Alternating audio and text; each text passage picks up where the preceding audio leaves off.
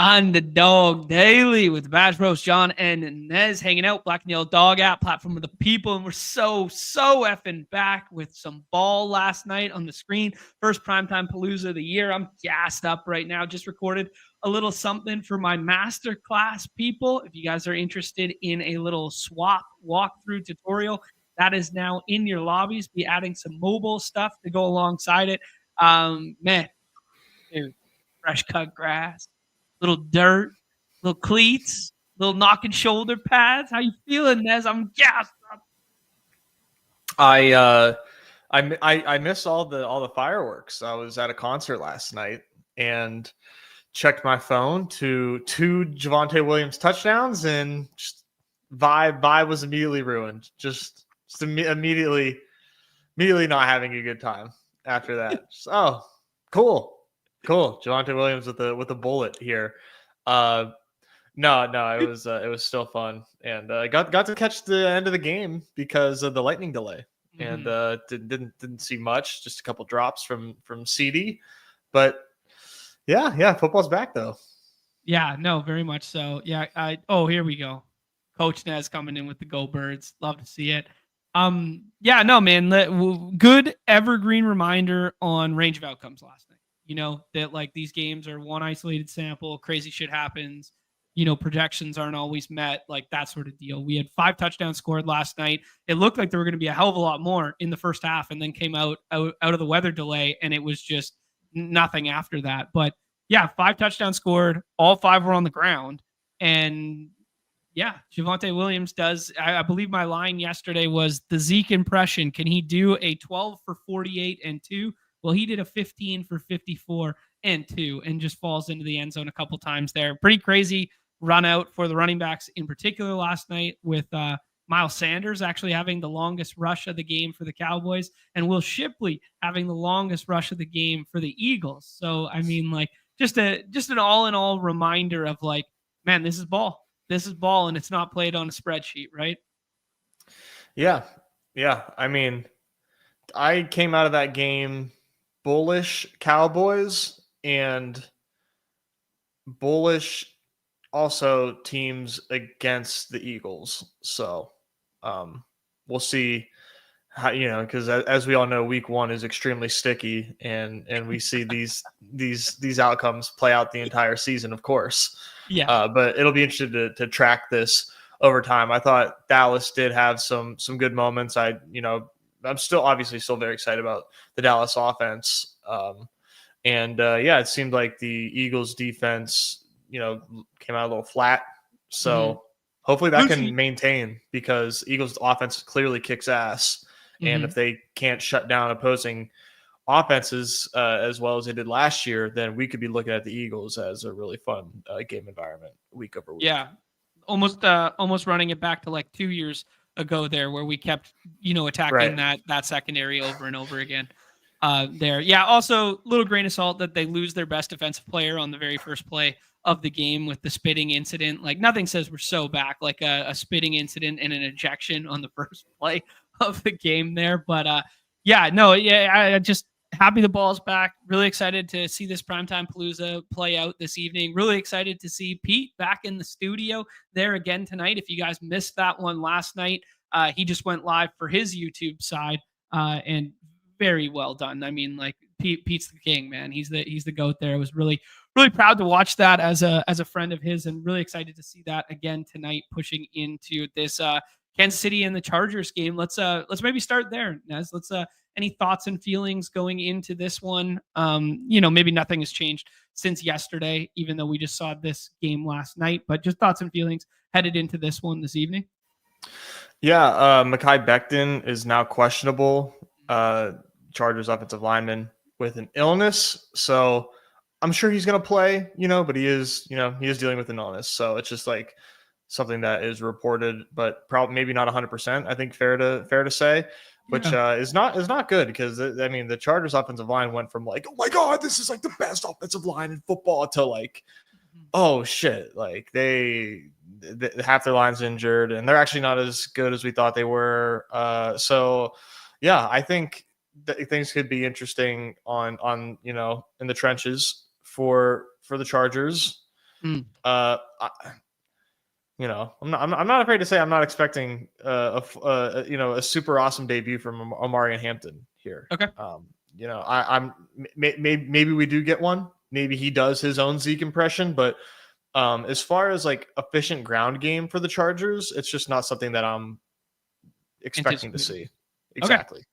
Yeah, cool. No, yeah, good context there. I'm just giving myself a little refresh on the back end of the web stuff here. I know I'm seeing it in the chat right now. Edgar's saying app broken again. Guys, get your feedback in, do some screen recordings, that sort of thing. Send them newbies direction. His DMs are open. He posted a big thing in the Discord today that they need the feedback. They want the feedback. They're going through some changes My right app now. is totally fine right now. Yeah, I'm totally fine on iOS and on web right now. I know Pete was having some issues on Android this morning, and that's being addressed. But just keep pushing your feedback there, because we've had this happen in years past where we transfer from best ball into like daily season, and they alter the live scoring leaderboards in the off season and then push it in. I know it took like, every bit of the first 2-3 quarters for that transition to occur last night. So yeah, they're definitely having a little bit of issue right now, but just keep pumping your feedback there to the people. Yeah. I mean, like, I will say it's obviously frustrating from a customer standpoint when the app doesn't work, but we have like direct knowledge of somebody that can like get these issues fixed with Numi, Hope, and Brett do a great job. Numi is like requesting the feedback. So like, instead of just being like, this fucking app sucks, like, what's going on? Take a screen recording, like help Numi help us, like if there's something going on, like document it and send it to Numi and just tell him what's happening. Like, what are you doing? Just be helpful. Just be helpful, man. And things will get taken care of much, much faster. It's not like very normal to have that sort of access, that contact like that directly. So hit Numi with the problems. If you see them, have them well documented and send them to Numi. Thank you. Yeah, well said there, Nez. The equivalent of apps broken again or fucking thing sucks or whatever in the Discord. The equivalent of that is getting a BBM promo and asking for Dalmatian $1. Like that's what you guys are effectively doing when you do that. We're not addressing the problem. Yeah. So help by helping, right? And it's amazing that we have this immediate access. Well said, Nez Thaniel. All right, Nez, anything in the Pick'em lobby that was piquing your interest for this evening in particular? I saw a cheeky one in the Discord that I was ready to hop on there. What was it? Well, our guy Garmin here posted something. Garmin, Mr. LOLs, Jordan ... Got to give some credit to him there. He's got a Keenan Allen higher on the receptions. He's got a Najee Harris lower on the rushing attempts. And he's got a Kareem Hunt lower on longest rush, which was something we loved last year there. That one seems pretty playable to me. You're going to have to show me. All right, here we go. We are going to go into the lobbies there. This could be, I don't know. He posted this one this morning in the Discord, and I was like, man, I'm going to rip that off for the show right there because I enjoy that a lot. The rushing attempts one has actually changed. It's down to 5.5 for Najee Harris there. He got it at 6.5. The Kareem Hunt lower rushing. Let me just get this game up. Get this whole game up here. Kareem Hunt longest rush. Where are we at? Longest rush of 8.5. Just the we don't know if he's got that juice and didn't do it last year narrative. And then Keenan Allen homecoming slot receivers narrative versus Kansas City smoking last year, basically. Once they moved like Trent McDuffie, good UW boy, to the outside, slot receivers were cooking, allegedly, is the thesis here. And then Najee, if we want to do that one on the lower rushing attempts. What do you think about this? No, I don't want to do that. You think Najee's going to have more than 5.5 touches tonight? You think they're going to let the rookie just like take the bulk of the work on in first game of the season against the Chiefs? I don't know. Do you think he's that much of the game plan? I don't know. I don't know. Yeah, I'm not 100% on that one. Well, let's play it. Let's play it. This is what the pick'em was. So let's play it. But yeah, we're in the community. I'm trusting on this one. 50 of my hard-earned USD going toward that bad boy right there. Gonna drop it in the chat for everybody. There you go.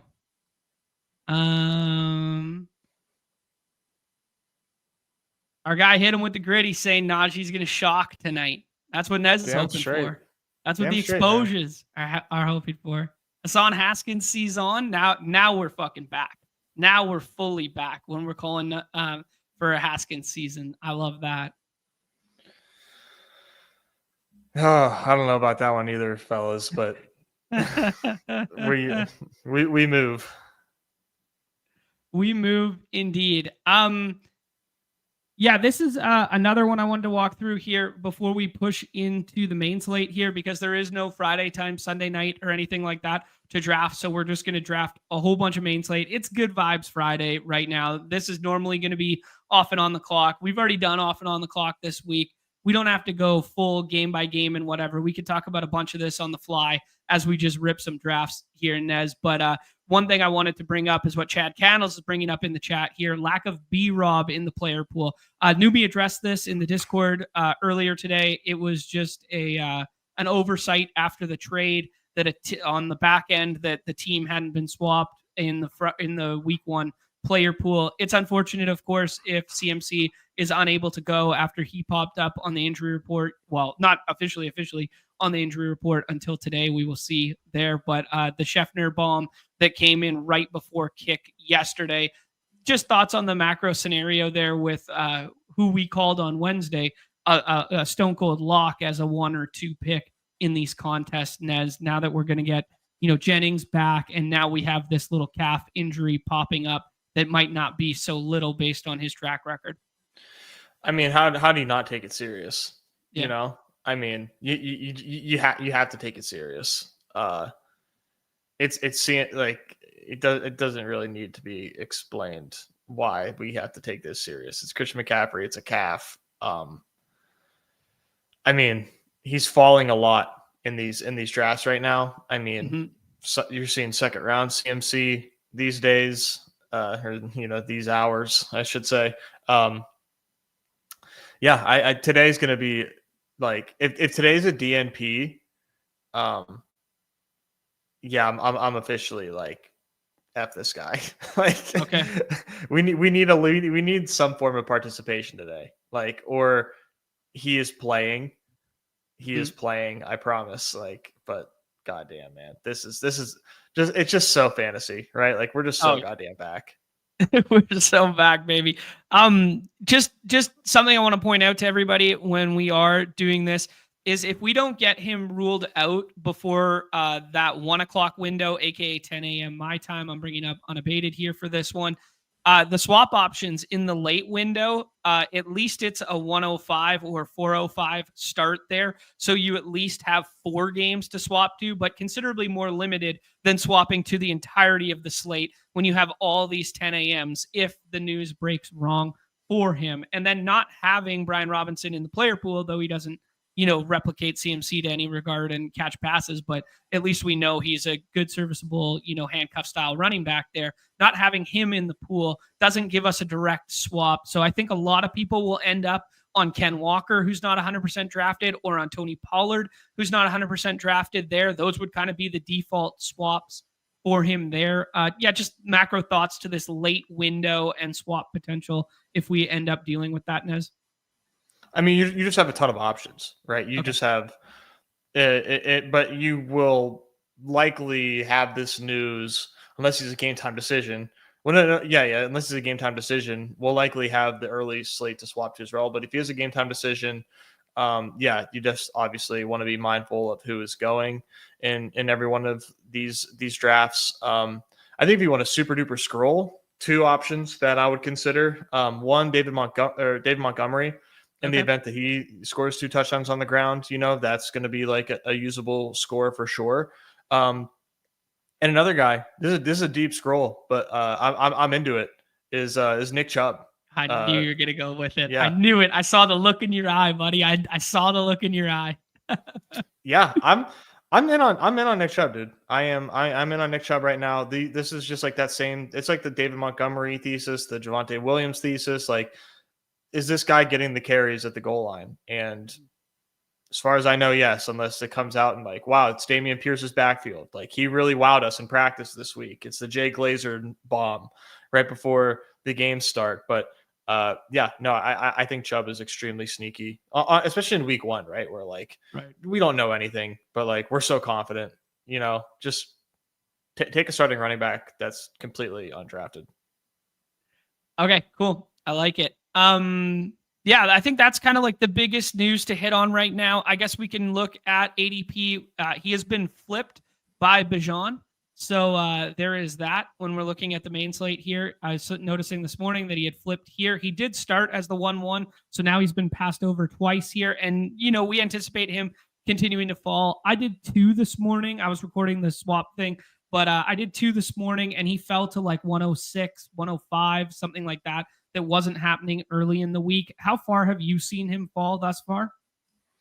I think I got him with like Jonathan Taylor with my that would have been like my 3rd overall pick. So yeah, I have him with Jonathan Taylor. Okay. I don't know if anybody's letting him fall past anywhere in the 2nd round, but that's what I've seen. You just like, here's a pro tip from the Badge Bros. Don't let Christian McCaffrey fall past the 2nd round. If you are in the 2nd round, especially at the 2-3 turn, take Christian McCaffrey, man. The swaps you get in 6-person drafts are so like it's nothing to be sweating at all. Like Okay. the projectable points that you can swap in are so good, man. Don't let Christian McCaffrey fall to some stupid ass combo, for the love of God, please. Yeah. So your tipping point, your stopgap would be like 109, 108, like, or sorry, 20.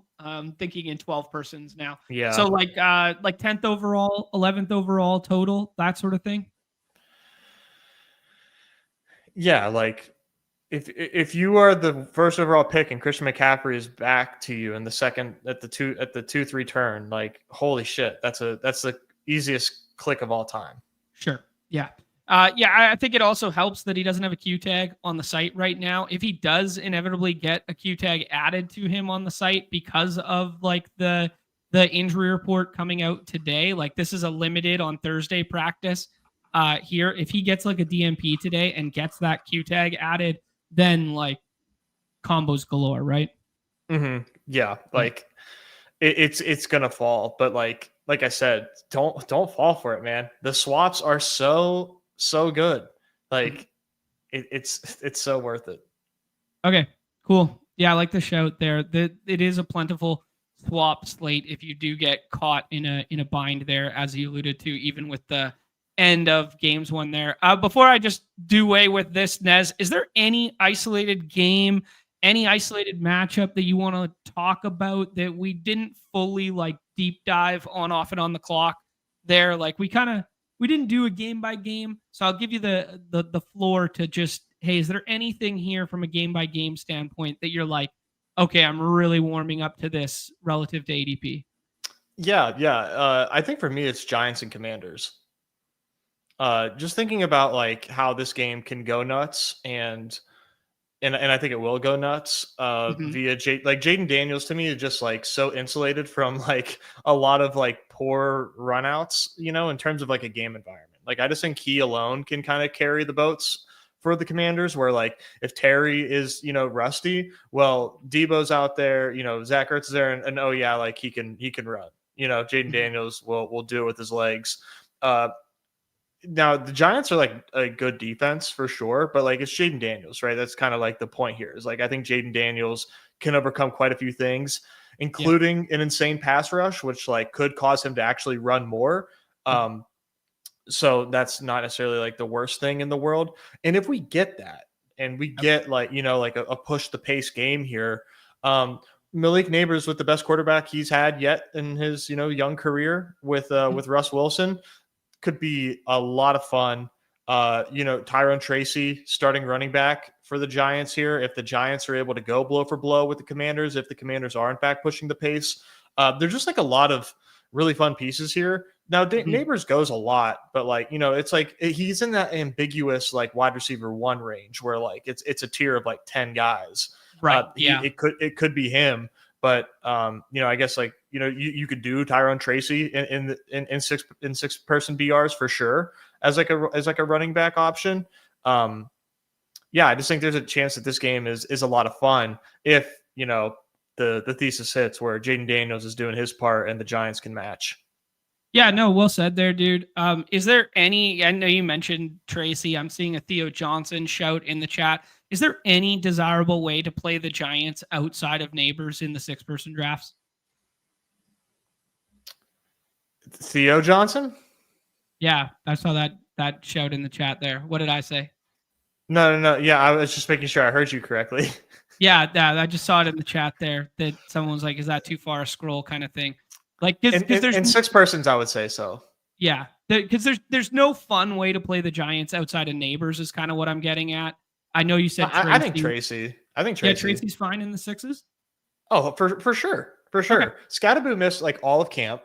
Yeah. Singletary completely lost his job to Tracy.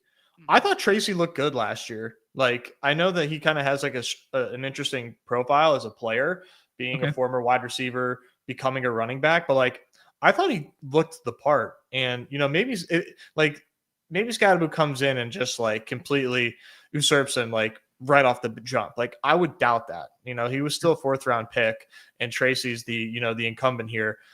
If this game does play up and it's high scoring, like, wouldn't you want a starting running back on out here? And so right. Like I think Tracy falls into that bucket. He's going to be like 2% drafted. Yeah, it's a good shout, dude.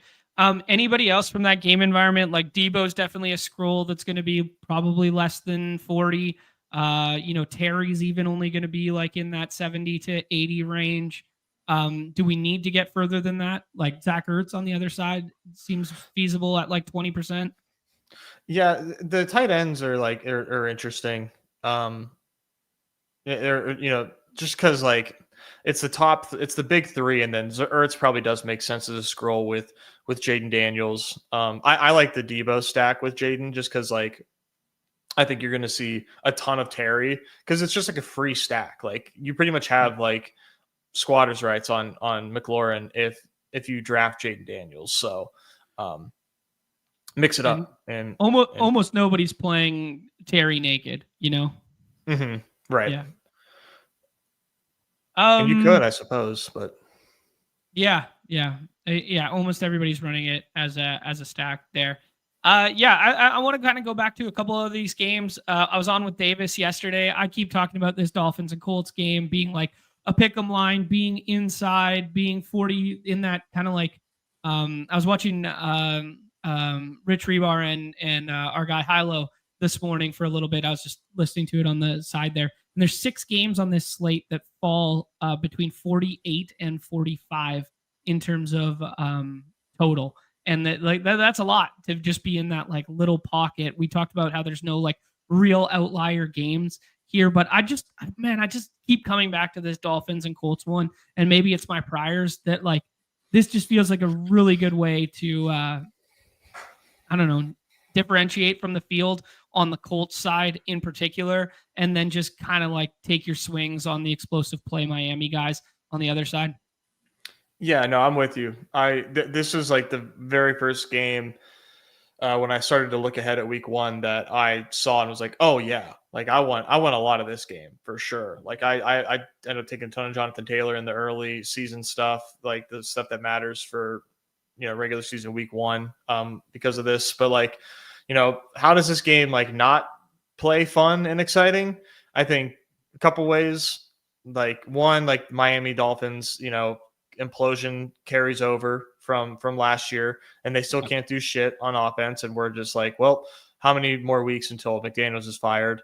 2, the Miami defense in their front is actually like as good as like people are saying, and that it actually can, hold their own. And then Jonathan Taylor has no running room, and he puts up a putrid stat line. And now like it's just like a slog of a game. and we're counting on Daniel Jones to do something. And Mhm. it actually turns out that like the Miami offense sucked or came out flat, and their defense is better than we thought, and it's Daniel Jones led offense. Like, the projections on both of these teams like are strong. Like, we're talking three draftable pieces in 6-person contests, maybe 4 if you extend the Tua for Miami. And then for the Colts, you have Daniel Jones, who projects really well everywhere you look, and Yeah. Jonathan Taylor, who Especially is, on the blitz. Especially on the blitz. yeah, leading the charge there. And I mean, so all that to say, like, I'm just more or less playing devil's advocate, because like I agree with you. Like, I think this is a spot. Like, I'm targeting this spot a ton in my dog bowls, like any which way. Okay. Yeah, I like that mentality. The other thing I would add is Jonathan Taylor, man, just so much better with a non-mobile quarterback back there. He's not a traditional pass catching running back, but the receptions tick up immensely, and so do the carries, especially the goal line stuff. They tick up, considerably when he's dealing with not Anthony Richardson on the field. Anthony Richardson is fun for fantasy's sake for Anthony Richardson and basically nobody else. Danny Dimes is fun for everybody else, kind of deal in terms of getting home. What the fuck is the blitz? That's good. Get ready to learn Derek Carty, buddy. Get ready to learn dome boners, my friend. Yeah. Yeah, this is true. JT did break the last like 3 weeks of the season last year, but traditionally speaking, yeah. Yeah, Nez, anything else that you're seeing here? Like, not seeing a ton of Drake May skinny stacks, not seeing a ton of Raiders love outside of just Bowers, and the like Genty even sometimes goes undrafted at the back end when people are scrolling there. Any kind of like unique angles to some of these other, potentially fun games at the top here? I mean, I like Raiders Patriots a lot. Oh, okay. I'm really into that one. I think that there's just like, we know Vegas kind of disagreed. The great Vegas, capital V, disagrees with the best ball sentiment of how this offense is going to look. They're on the road against New England, new coach, new quarterback, rookie running back. So like, there's a lot of unknown variables, which like a model is never going to give a favorable like median projection for. Like, Of course. no model worth their salt is going to tell you that like, yeah, like we love the Raiders, like we've never seen it, but like it's awesome. But like, I don't know, man, we could put on our like ball knowing hats a little bit and be like, yeah, this team's gonna like kind of be fucking awesome. Like I don't think that like that's like a bad process to fade or like, we don't have to think like the computers do. The computers are thinking the way they do because they would be bad models if they thought otherwise. But like, I'm choosing to think that the Raiders are going to be pretty fucking fun. And coupled with the fact that Christian Gonzalez is missing this game, like that just makes like the variable for fun a lot greater. Coupled with the fact that on the other end with the Patriots, you have Drake May, who like Jaden Daniels can kind of like carry the boats a little bit if he has to and keep things moving offensively. But Right. I'm really excited about the addition of Diggs on this team for him. The addition of Travion Henderson, who like, man, it seems like they might use him a ton in the pass game. And I wouldn't doubt it, because it's like Diggs, Hunter Henry, God love him. Demario Douglas, fingers crossed for our leg up bros. And then and then Diggs. Like, so to me, like, it's just like a matter of like, is how strong is the Vegas defense? Can New England kind of push the pace here? And if they do, like, then things could get pretty fun for Vegas and the pieces that we care about on Vegas. Because let's say Patriots are scoring and they are pushing the pace. I mean, I think we could see a lot of work with Genty in the pass game that we were not anticipating, and that would really crank up the ceiling, or the percent of hitting the ceiling for Genty, if it's like, oh wow, like kind of forgot this guy is like a freak athlete, freak prospect, and can be used in the passing game. Sure. They just didn't have to at Boise because he was otherworldly. There's just a lot of ways that things can like break awesome in this game. And there's a lot of like, just in my opinion, like it's kind of easy to paint the picture, and it doesn't seem like a lot of people are as excited about it as I am. Okay. Yeah, no, I think, the ETR stuff will definitely agree with you. Like they have Drake May as like QB6 in their underdog ranking specifically. So they're more into that game environment than we are. And then like, yeah, we talked about it early in the week here where it's like this is a leap of faith week in week one because we haven't seen it yet. We don't know what to expect. And Genty is like kind of like the poster child for that leap of faith of like just trust the process, trust his best ball ADP, trust that he was a monster for a reason. Just this might be the last time we ever get Genty in the 5th or 6th round of underdog draft this season. That's a very fun way to think about it as well. I mean, because I fully agree. I don't have any fear in taking Ashton Genty.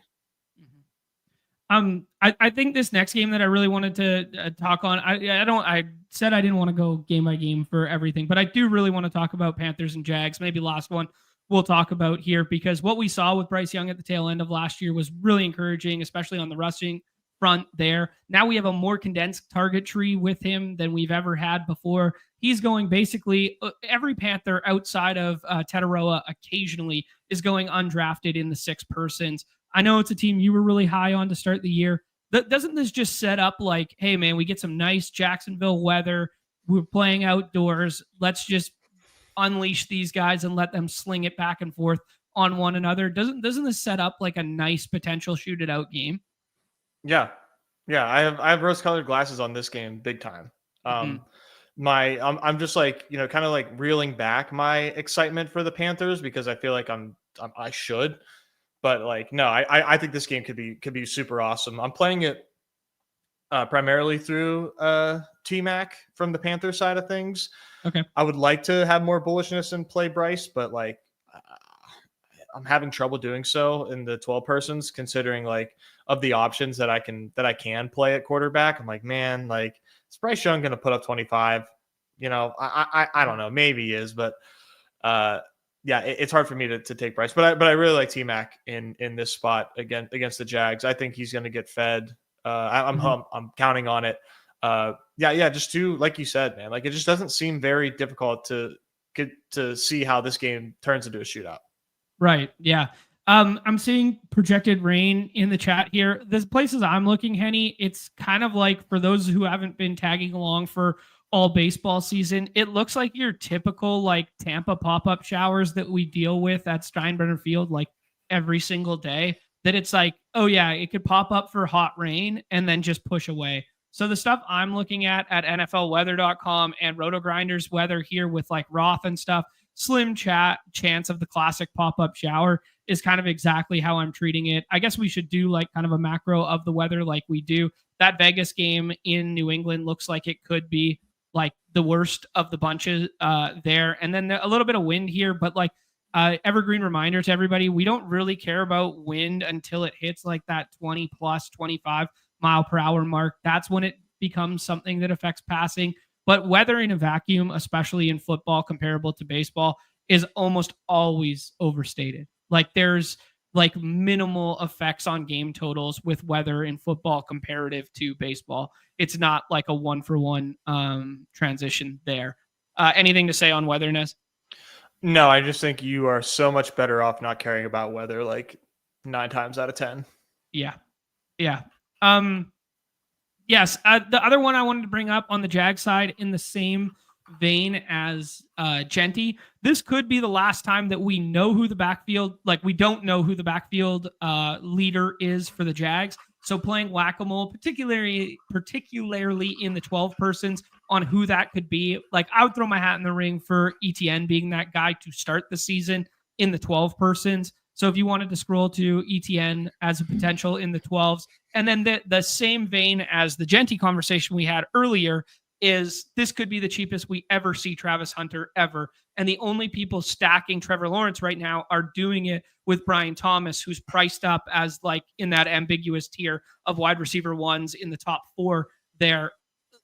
There's a non-zero chance that Travis Hunter could just be the dude. Like we got him out here doing Adidas commercials with Trevor Lawrence all the time on my screen here. I don't see Brian Thomas in any fucking Adidas commercials with my guy Trevor Lawrence right now. I mean, call me a ball knower or a fake sharp. I don't know. But I'm just saying, like, these guys might have something a little special off the hop here. It could age terribly. He could play 60% of snaps. It could still be the Brian Thomas show. But range of outcomes with a dude like that talented, or we believe is that talented, he's probably still worth a shot in the 6 persons. I mean, he absolutely is, right? I mean, it's just like, it feels like a cop out because like, it's like, we just keep talking about all these guys, but like, this is like the edge is like, there are so many guys that could like pop up and outscore their counterparts or other players that go every single time. And like, it shouldn't really shock anybody. And to me, this feels like the spot to get Travis Hunter because we don't anticipate him playing a ton of defensive snaps based on what the coaches and the GMs have said, like all summer leading up to this week.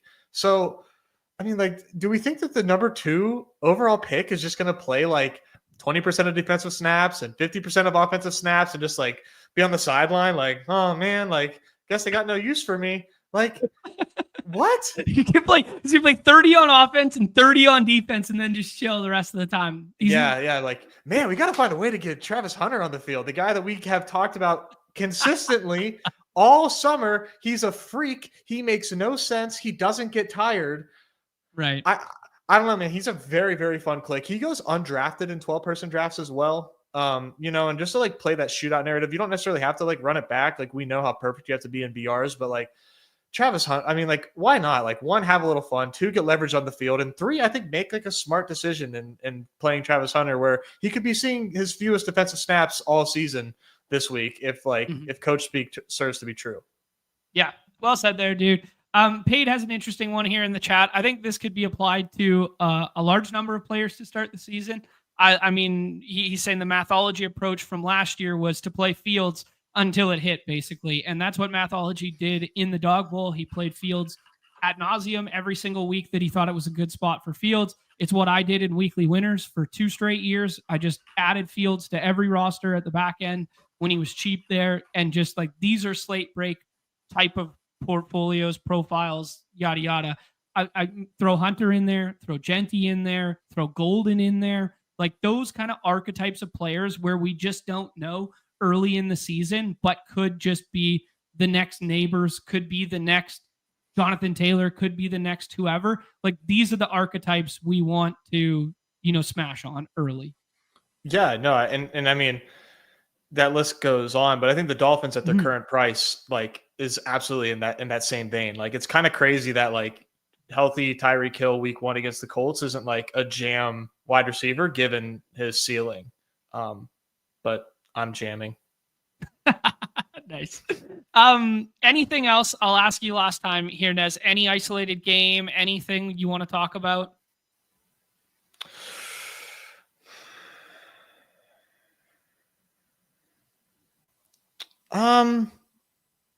I think Lions and Packers. Okay. It looks like this. Can you click on the unabated total? Yes. And just kind of see how the movement has gone. It looks like this has gone up a smidge. 48, 47 and a half, 47, 49, 49, 50 early, but that's like a month ago. Not a month ago, 2 weeks ago. So it's come down ever so slightly. But yeah, I don't know. If this game was in the Dome, it'd be the highest total on the slate, and it'd be like 52 and a half. Well, what's the weather supposed to be like? Isn't it supposed to be fine? Oh yeah, weather's fine. It's just the classic Lambeau long grass narrative, blah blah blah. It's gonna be fucking football weather, baby. Yeah. I'm not worried about. I ain't worried about that. No. The thing, this is like, I mean, I think for us, or maybe I'm like speaking for myself here, is like, it's kind of like this cautious optimism for these games that are in these like 48 to 45 totals that like, man, I'm really excited about, but like, the total and the projections and the pick'ems are just like not as like bullish as I am. And so I'm like, it's causing me to kind of change my tune, but I really want to like swerve the other way and go back into it and be like, you know what, actually, like, I'm actually right. Like, you know what, this actually is going to be like a super fun, awesome shootout game. But like, it doesn't necessarily look like that. Right. On, you know, like an ADP kind of reflects it, right? Josh Jacobs is a really high ADP, really high in 12 persons, like, you know, second to third round pick in 6-person drafts, usually the first player in this game off the board. But like, you know, it is a little harder to conceive from the Packers side because like it's Golden, he's a rookie, we haven't seen him. How well is he going to play like in his first game? But we know Jacobs will get all the work he can handle. But from Detroit side, I mean, we know what's going on there. The Ben Johnson's gone, but it's still the same guys. So like, or Gibbs, sorry, Ryan. Gibbs 100% is the first guy off the board. But from there, it's Jacobs after that. So like, it just seems like people are a little scared of this one. Would you agree? Yeah, they're definitely this game. They're definitely scared. I think because of the coaching changes for Detroit, the addition of Aiden Hutchinson and Michael Parsons to this game environment, which wouldn't have had it last year, and they're scared that the Packers are going to skew run heavy like they did early last year, comparative to being pass heavy this year, especially without Jaden Reed. If there is no Jaden Reed here, so yeah, I think there's a lot of narrative based stuff for lack of optimism. And then I also think Gibbs doesn't project as well as his current ADP, which gives people pause largely because, you know, David Montgomery exists again, right? Whereas you look at his box scores from the last 4 games of last year, you're like, holy shit, he's basically CMC. He should be the 101 this week regardless. But you remember, oh yeah, by the way, David Montgomery's there. So I think there's just like a lot of uncertainty surrounding this game. So it's making people scared. But if you came out and told me that like this game was 35-28, I would not be shocked. Yeah. I'm with you, man. I want to be excited about this game. So I think I'm going to choose to be. The big question mark for me is what's Jaden Reed's status? And I've been kind of saying that I didn't think he was going to play. He is practicing today. I don't know, man. I'm going to have to see this first because like there's just no way that this guy is like anywhere close to 100%. Yeah, I'm a little scared there too. Just he couldn't even walk right earlier. Nez, let's hop in the lobbies here and start ripping some as we go. I think we talked about a lot of fun scrolly plays that we can mix in there. Let's go ahead and just start here with the standard issue BR. 2 more spots. I've been having a lot of fun with the BRs. Have we considered that Jaden Reed is built different? I don't know. Do we have evidence that he is built different? Time will tell. Evan saying that Gibbs got a projection boost this morning by ETR, and he's the running back 3 now. I mean, if the touchdown variance falls in his, if he didn't have David Montgomery, he'd be RB1 like almost every week, I think. But he's got David Montgomery. David Montgomery wasn't there. He would look awesome every single week. Yep.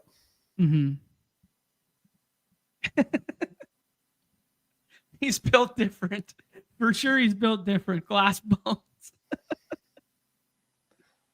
I'm saying. LaFleur thinks he's built different. 35% of routes.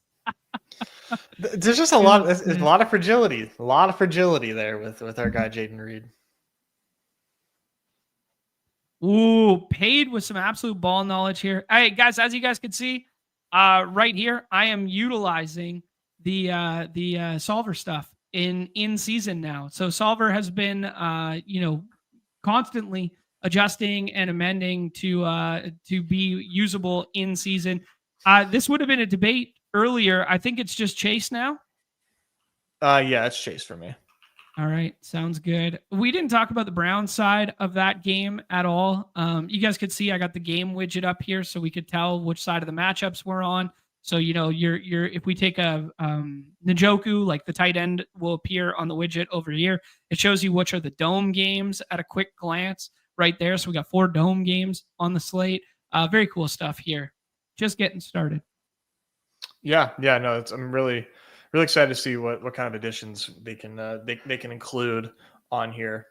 Haven't had anything like this for dailies before.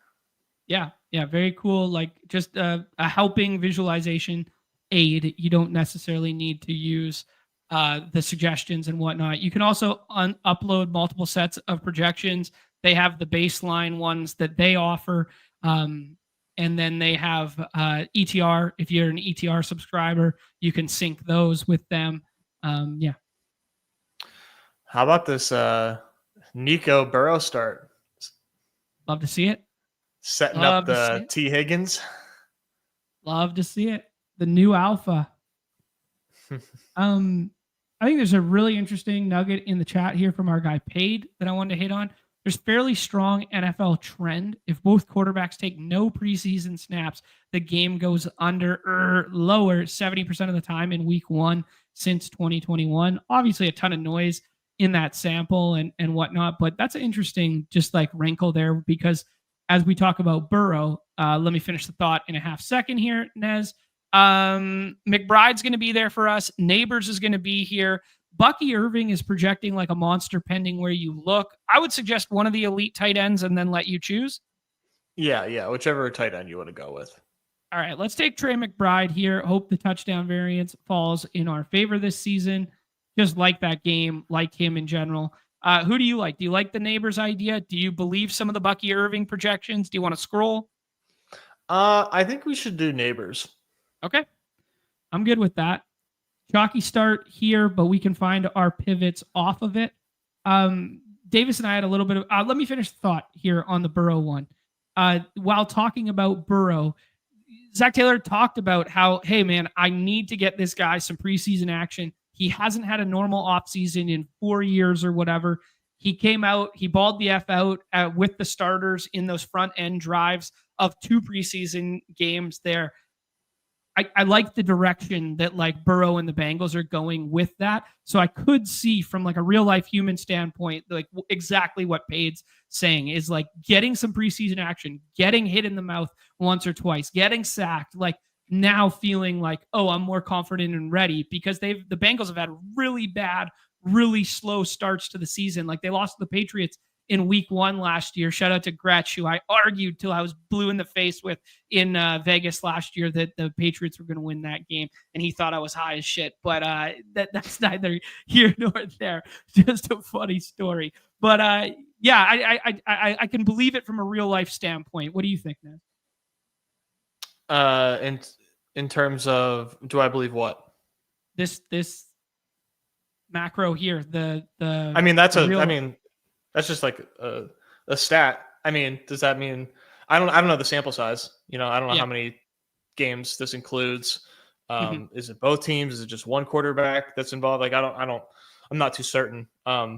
It's cool, but like I'm not putting any stock into it for week 1.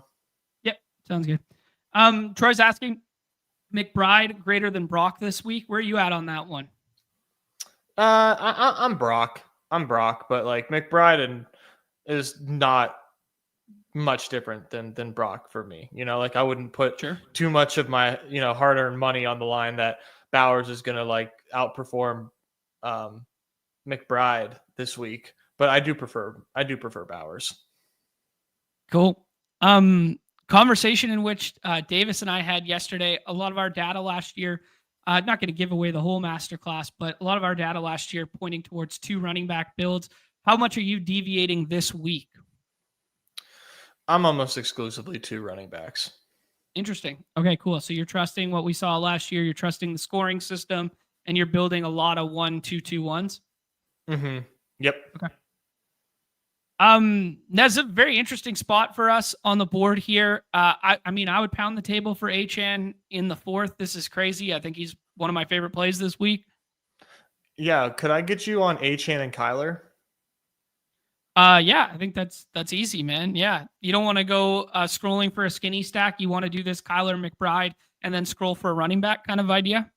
Yeah, I don't really want Russ in a battle royale. Oh yeah, we don't have to take Russ, but we could do another skinny stack and build a 1-1-3-1. But yeah, Gotcha. Yeah, no, I'm just like so dead set on 1-2-2-1 right now, but I suppose that was also an option for us for sure. Mm-hmm. We got some fun shit in the chat here. Our guy Davis rolling through. Travis Hunter, Jerry Jeudy, or Igbuka. Holy smokes! You got to start two. Nez. Pick Leggett off the waiver wire and start him. Oh, XL is the pick. There you go. Bill or the A Chain this year? Oh, baby. Definitely Bill in week A Chain. You've been spending too much time with Davis. Dude, he tripped me up yesterday when we were talking about him. I flip-flopped from A-Chain to A-Chain like 3 times in the same conversation. Hilarious. Don't.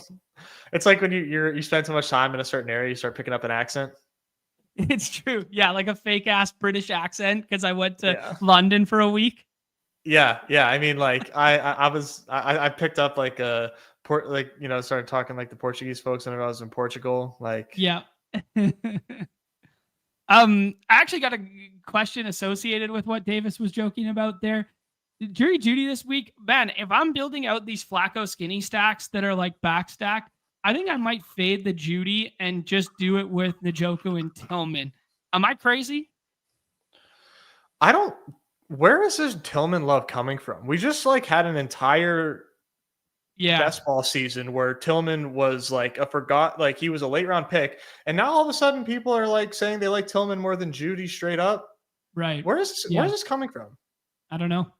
We have like a 3-game sample of Tillman being cool and fun. Right. And then we have Jerry Jeudy, former first round pick, like journeyman, certainly a better wide receiver than Cedric Tillman. Like, I'm just like, I don't know what I'm missing. Yeah, it stems from the splits for Jerry Jeudy last year when all of them were healthy. And people think like Jeudy was a merchant of the Jameis window of time where everybody else was hurt. And like the target share is not going to be the same there. And the way in which Tillman wins in this matchup is better than Jeudy. Just kind of reciting what other people have said and what I've read, not whether I believe it or not. I'm just kind of asking. Yeah. You're just answering my question there. All right, let's make this pick. But like, man, look at all these running backs. Yeah, I think we need to scroll though. Yeah, I mean, I would think we're good here. Who'd you take? Kamara as like the bring back makes like too much sense in this lineup. I doubt it's duped either, but it's pretty like chalky. I'm cool with Kamara. What do you prefer, Kamara, Kyron, Pollard? We got Kamara. No, I think Kamara is just like the pick. Maybe we just hope that Jamar Chase is stacked a lot. Yeah, I don't know. I normally like to get somebody in like the 30s there, but like that was just like, sorry. Now we can scroll. Now we can scroll. And maybe Kyler. Well, Kyler definitely won't be 100% drafted. Like we know that for a fact that like after QB2, QB ownership is like 75% roughly, for these guys. So yeah, it's not a bad team as far as eating ownership goes. And clearly Kamara won't be 100% drafted either because we just took him in with the last pick. Yeah. And I do think that people kind of have like a weird perception of Alvin Kamara as well, which I don't think is bad, right? We've seen him be absolutely terrible when Rattler played last year for them, but new coach, full off season with Rattler, who had a good camp, like believe it or not, but like you can choose to care about that or not, but he did have a good camp. Like, he won the job. He won the job. Yeah. So yeah, I'm into Kamara, man. Week 1 Kamara to me just like is something that I'm a play quite a bit. Okay, sounds good, dude. Our guy Big Fungi said it's Harold Fannin season. Closeted Tillman guy. The Tillman guys are just really vocal. It's super strange that it's happening. Roy's telling us to scroll the F down to Ford. You think Ford's viable just given how bad the Bengals defense looked. I mean, both Bill and Chris Rodriguez got loose on their first team defense in the preseason there. Could we see Jerome Ford break something off? Like once upon a time, people thought Jerome Ford had the juice coming out of Cincinnati, but what do you think? I'm not falling for the I'm not falling for the Jerome Ford psyop. Okay. I believe you. Tillman, no. Njoku, yes. Brian Thomas goes first there. We have the Christian McCaffrey decision. Have you firmly moved Jonathan Taylor ahead of Christian McCaffrey now? I think Taylor or Jaden Daniels is the pick here and hope that you can get McCaffrey on the wrap. Okay. Do JT here. As you guys can see with some of the suggestions, the ETR projections are in there right now, and they love the tight ends. They love winning the onesies. They have the tight ends, both of the tight ends, like very high. CMC and Jaden Daniel go at the turn. So, yeah, we're left with a decision. Do you want to start thinking about the tight ends? Do you want to do, Nico or Neighbors again? Do you want to start scrolling? I think Bowers is my preference, but I'd be totally fine with one of these like elite wide receivers as well. Okay, let's do Bowers. No love for Bucky this early? No, yeah, Bucky's totally an option as well. I just think that like the 6th-round running backs are going to project much closer to Bucky than the 6th-round wide receivers would project to this upper tier of wide receivers. Look at that T-Mac pick, man. That is awesome. This is good, man. He's going game stacking for the game environment we were discussing before there. This is how deep the player pool is this week with no bias, with the ambiguity, with the way in which the totals are, that this is an entirely justifiable decision. Entirely justifiable. The player pool is like we that's all we talked about to start the show is how deep the player pool is and how flat the game totals are and the projections are. I mean, it's hard to have a ton of confidence in this week. I'm thinking a lot about what my exposures are going to look like by lock on Sunday, and I can only imagine they're going to be pretty flat. Yeah. The places in which you could definitely consolidate are the onesies, though. Like that introduces the variance this week, in my opinion. The fact that like Jaden Daniels or Bowers or Kittle or Trey McBride could really govern people's portfolios this week. Yeah, I mean, which is very interesting, Nez, because we talked about this last year, how there were big outlier performances at the tight end position, and for the majority of our games, they didn't fucking matter, which is crazy. Are we falling into the same trap as last year, where it's like, yeah, man, it's great if Bauer scores 20 points, but the value over replacement we're giving up by selecting him is not worth it. What do you think? I don't know. I mean, I think the value of a replacement for these tight ends and how you can fill out your flex positions, it's so worth it. Okay. Nez, we got some decisions to make here. Achan's there, Chase is there. London comes back to us if we like that game environment. What do you London like? or Puka for me? All right, let's do Puka. Okay. Will you take any CJ this week with the Nico stuff being so high? Oh, yeah. Mm-hmm. Yeah. What about Penix with London? Yeah, I've done a lot of Penix with London. Okay.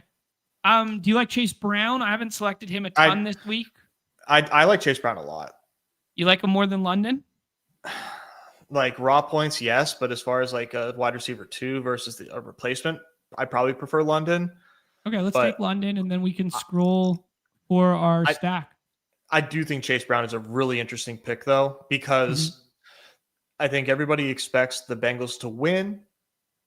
It could be, a strong victory, and obviously a running back 1 and like a beatdown spot is a good pick. And I think like the question mark is how concentrated are the touches going to be in the Bengals backfield?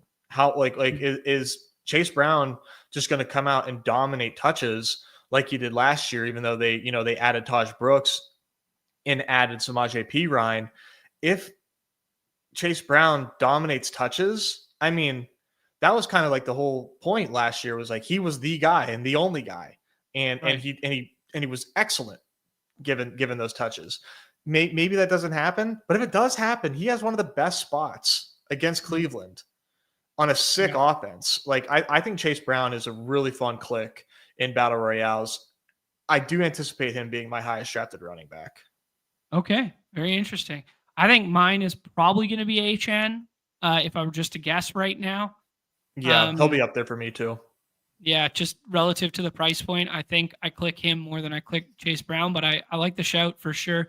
Bucky is one that I'm kind of like accidentally fading right now because I'm not a huge believer of the projection. Dude, this could be interesting. We're gonna get Chase Brown back here if this guy's going full game stack.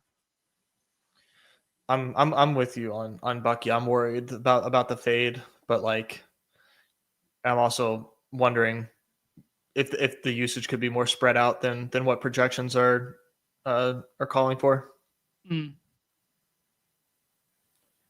Yeah, Ken Walker goes there. Man, we get Chase Brown to come all the way back, and then we could do some scrolling at the quarterback position. Wow. Yeah. I mean, what are we to do? Yeah. Penix, Gino. Yeah, Penix, Gino, Fields would probably be the three kind of like, I mean, you always say don't look a gift horse in the mouth when you get like a unique combinatorial ownership like this to like punt it off. But like these all seem logical to me to set it up. We could also just take like Naked Baker or Naked Kyler. Which do you prefer? I think Penix or Fields. All right, let's do Penix. We haven't talked a lot about Fields. The running joke this week in the Discord has been like, can't play that game. It's a 4-point total that's lower than the rest of the games there. But we really haven't talked about that game, and we kind of have soft crossed it off in the 6 persons. Just thoughts on, did they have the book on Naked Fields? Like, did Tomlin see enough from Fields last year to be like, okay, he's not going to be our guy in the future. I didn't like him on our team. I know how to beat him now, just playing against his former team in week 1. I kind of think so. Okay. Yeah, like I do think that like Fields week 1 against the Steelers defense is not necessarily a good matchup for my guy Fields. But like I could see Fields having a strong game though still. Like I could still see things not playing out like we expect, and like, oh wow, like Garrett Wilson is like carving up the Steelers. Like I think Garrett Wilson is a very, very talented wide receiver, and maybe he's just better than what the Steelers can throw at him. That would be one way. Fields utilizing his legs, a bunch and not being able to be taken care of. I think that would be a problem, but I do kind of think that the Steelers are going to have the book on him. But from the Steelers side of things, DK Metcalf is like, easy selection at wide receiver, just because like he's probably going to dominate targets there, you would expect. And everybody seems to believe Jaylen Warren is going to be, the guy, the running back 1 there. And I agree. Is he 6-person viable or just 12s? To me, just 12s. Yeah. Yeah. I agree. I think they're going to play slow and whatever, but he could do his best Aaron Jones impersonation, is what we've said routinely, where he's the pass block guy. He stays in, he gets 8 to 12 carries, but he also gets 4, receptions to go alongside it, and gets like the 2 goal line carries that matter. Yeah. Interesting question for Michael here. Thoughts on Naked Jaden? Does that ever win in BR? I would direct you to underdogmasterclass.com, where all the data is available for you. But in short, yes, naked quarterbacks play fine, especially of the rushing variety in our format. Ecoxer, former Dawg Bowl qualifier here, saying the winning lineup this week will definitely have whichever elite tight end smashes, giving the depth at the flex options. Thoughts on that assessment, Nez? I definitely think that's the leader in the clubhouse is one of these 3 tight ends. Do you want to give us an option of who you think could outscore them that isn't in the top 6. We'll say that. I think Tucker Kraft, if no Jaden Reed and that game plays above the total, was one that I was clicking earlier in the week. He would be a potential that could outscore them, in my opinion. But it's thin. I agree with you, man. Like the ceiling outcome of those top 3, especially if CMC was to somehow miss for the Kittle projection, is truly astronomical compared to what is left behind. Evan Ingram as a little skinny stack is kind of fun, but I'm scared about his route participation, and he's never been a red zone guy. So there's that. It is ugly back here. I mean, yeah, it's definitely the leader in the clubhouse. You're correct. It is the leader in the clubhouse. Yeah, I'll throw out Kyle Pitts. Kyle Pitts? You do something for me. Those I'm ready, man. I'm ready to get hurt again. Okay. I mean, it's the Penix era. Let's see what he can do. This game should be pretty exciting. And yeah, Troy's saying that you could smash for sure. Yeah, he's tight end 4 though, and goes almost every single time. But that Flacco and Njoku stack is one that you could definitely see pop off that the community is on right now. I don't know, man. Like Warren is kind of like the tight end position version of what we talked about with Genty and Hunter and Golden, like these guys where we haven't seen it before. People are a little apprehensive to click it, but he could pop in a big way. Exactly. Yeah. Exactly. Like I don't have a lot of confidence in it, but he could. Yeah. Yeah. David saying the same thing in the chat with that one. Mo saying that Pitts and London's game logs versus Tampa are silly compared to their NFL averages over their career. Oh, that's what it's all about right there. There's the alpha. Also, Vita Vea on the injury report in that one too. So like that's a huge run stop / pass rush combo there that could open things up even more for Atlanta. Do you think Darnell Mooney plays this week for Atlanta? Yeah, Mooney Q tag there too. I don't. He declared himself a game time decision. I think he plays. I think this is just like pure gamesmanship. Like I'm a game time decision. Like I don't know. Like but he's back at practice. Like he's on track to play. Like he returned to practice like when he was supposed to. I don't know if you could declare yourself a game time decision. Why not? Why give the opponent that information? I don't know. Yeah. Nez, I get a kick out of this. Water on my steak is, my steak is too juicy with that lineup. I was thinking water on the steak, like to slop it up. We did not give our definitive slop it up of the week with Pete there. Yeah, he did have to run. Yeah, it is a tough week to call a slop it up because all of the totals are bunched together. There's a lot of ambiguity in week 1. Gun to your head, slop it up of the week. I think you can. So it's not a slop it up in terms of like what we think about these players, but it's a slop it up by game total, and that's Rams and Texans. Okay. Yeah, I mean 43 is low comparative to what else we're dealing with. Yeah, so I think we call this slop it up and see what it looks like in the lobby, unless you have a better one. No, I think Devontae Adams should be going a little bit more frequently in this. I think the Nick Chubb scroll suggestion of just being like, dude's a freak. He's built different. What if he just has a little bit of that juice still and breaks a couple off or pounds 2 in at the goal line? Yeah, I respect that. You want to put something together?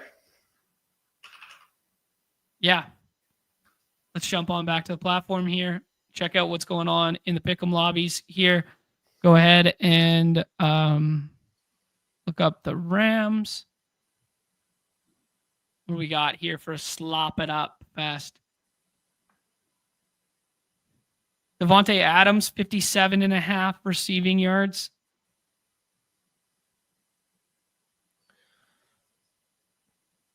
Man, if Stafford's right, like Devontae Adams is way underpriced.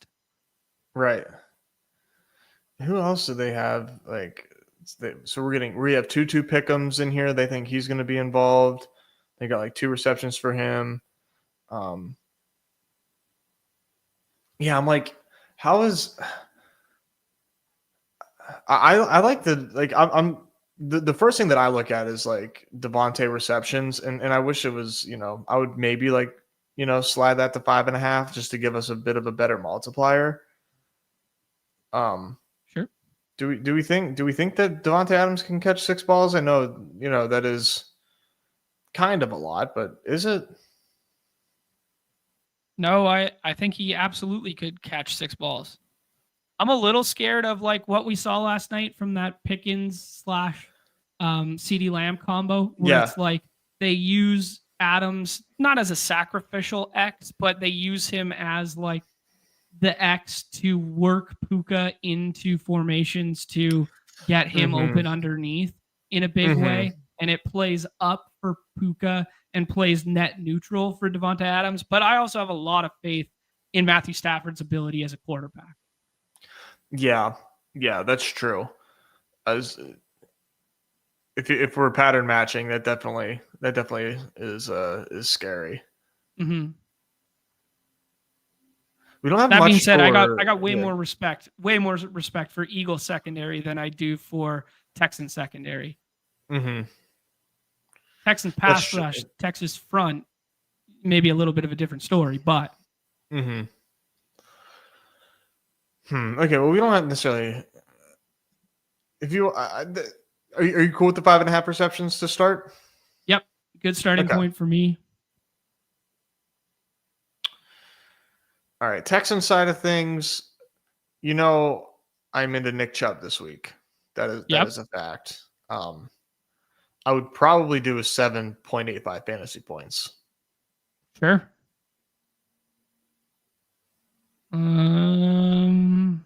All right, fantasy points seems good. You get a little bit of a multiplier on the touchdown, but he can get there with, yardage in this regard. Right. Yeah. That one seems fun. Let's add one third component to it. What do you think about adding like a Higgins or something like that before we potentially get Christian Kirk banged up and or ruled out? Like Higgins is interesting. It's just like I do wonder. You want to see it first, don't you? Kinda. Yeah. But like Nico is just such a freaking alpha. Take the Nico yardage and call it a day? That's what I think. All right. I'm good with it.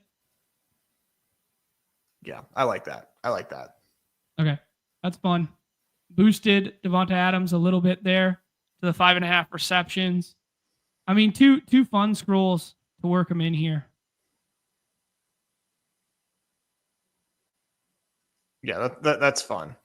That's fun. Puka 100 yards and a Chubb TD from Allen in the chat there. Good one. Mike with the ball knowers take here. Adams is a route technician. Yeah. I mean, he's a master, dude. I think on the show last night with Pete, Derek Carr called him the best 1-2, like off the line he's ever seen in his life. He talked about Amari Cooper a little bit too, as like a good 1-2, like because Amari Cooper is renowned as like an amazing route runner as well, kind of like a rich man's Jarvis Landry. But like, yeah, Adams is undoubtedly one of the greatest route runners of our generation. For sure. Royal's asking for pickups for tonight. We did one at the start of the show there. Link is in the chat above. I will show you again here on my live pick'ems tab.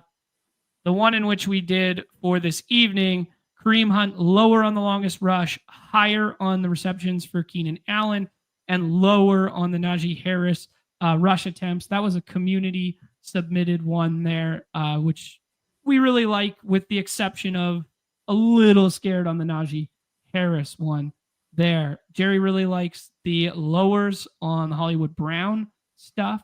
That could age quite well. Oh, he meant let's do another. Yeah, we could potentially look at some stuff in a second here.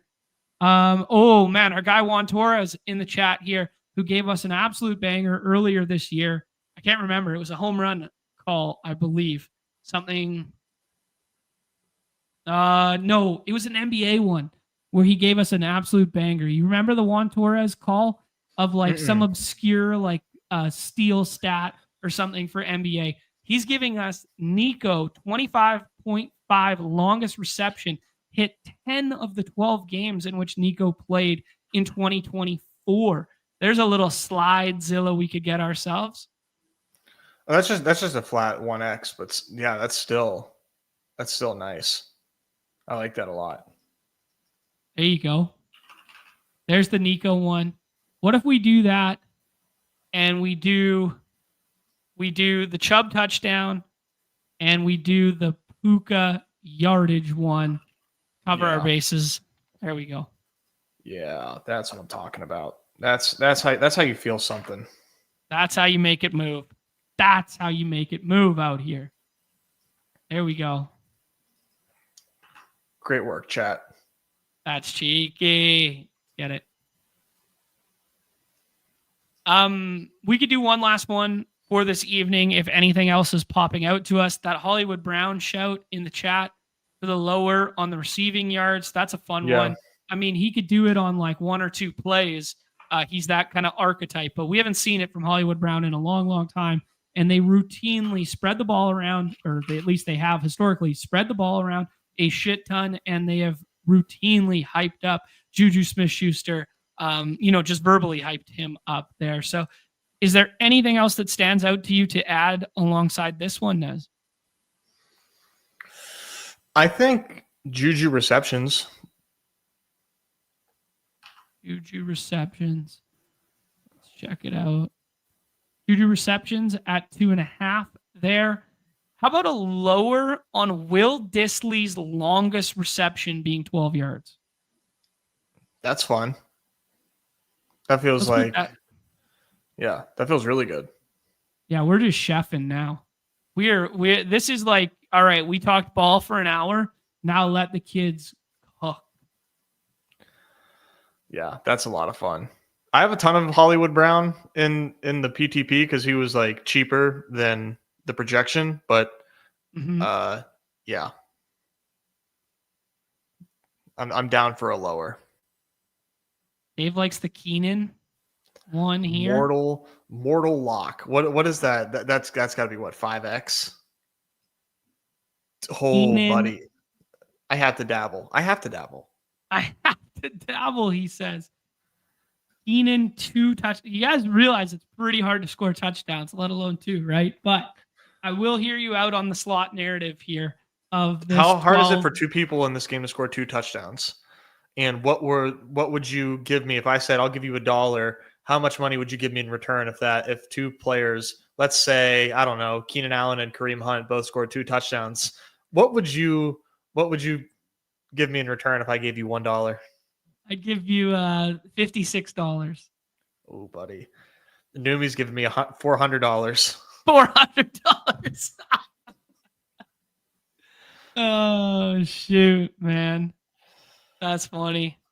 Yeah, you like the Kareem Hunt fall in the end zone narrative? Or is this just because we saw Javonte Williams do it? Yeah, and we saw Kareem Hunt do it last year. All right. Let's do it. Lower unit size for your boy. 10 gets you 4,000. Shucks. That's the absolute moon shooter. That's awesome. Let's rip a Dawg Bowl. I was going to say, is it time? It's time. Yeah, you want to try and get in there, or we will stay here? Okay, yeah, I got to get entries in. We got 7 spots left. 5 Speaking of Dawg Bowl, by the way, I absolutely forgot yesterday when we were talking about like, oh, will I do a stream tonight for the members? Totally forgot there's football on tonight. So can't imagine that we do that. It just feels like bad going up against the Shield. So I would say tomorrow night you can anticipate a stream for our members. We got a lot of people in here that are not normally viewers of us, so welcome. If you are new here, like our video, like the stream, por favor. We would appreciate that. And tomorrow night, if you're a YouTube member, only for YouTube members, I'll be streaming at night, drafting these 12-person dog bowls, trying to fill some lobbies, get some drafts in if you want to hang out. Awesome.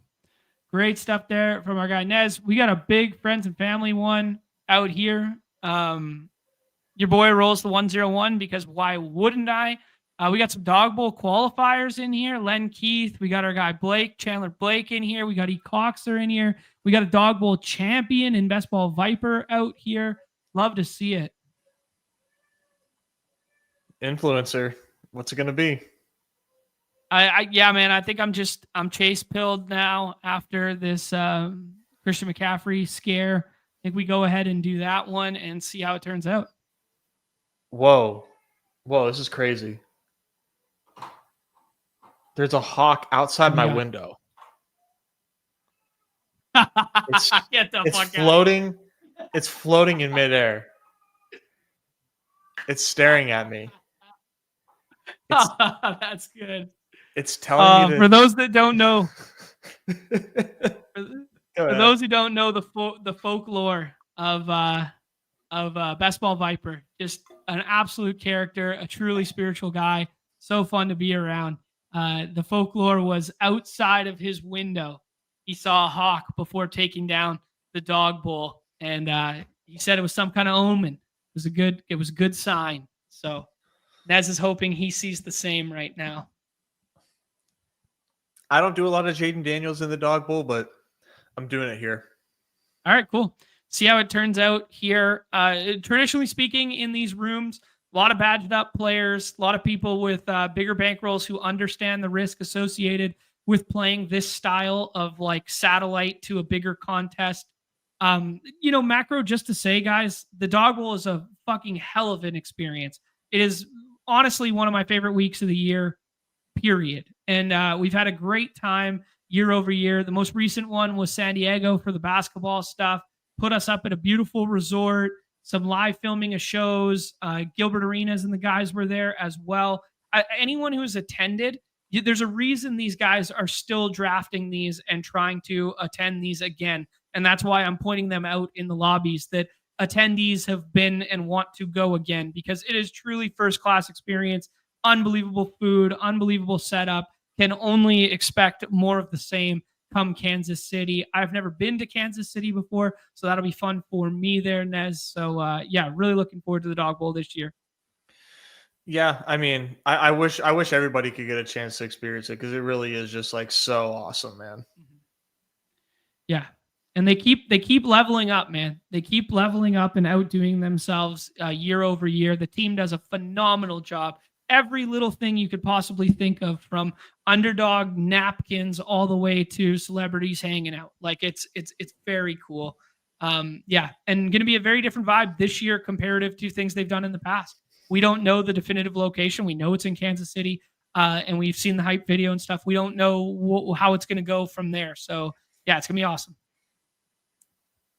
Yeah, no doubt about that. Yeah. You had to be there.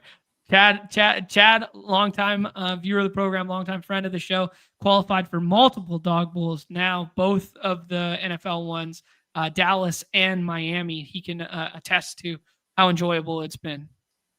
Yeah, absolutely. Very interesting start from PBN BC there with the double tight end. Not something we usually see, not something we usually pump the tires for, but that's very interesting given the ceiling of those two. Man, I could get crazy with this and go for the Burrow double stack here. I am addicted to taking Tyreek Hill.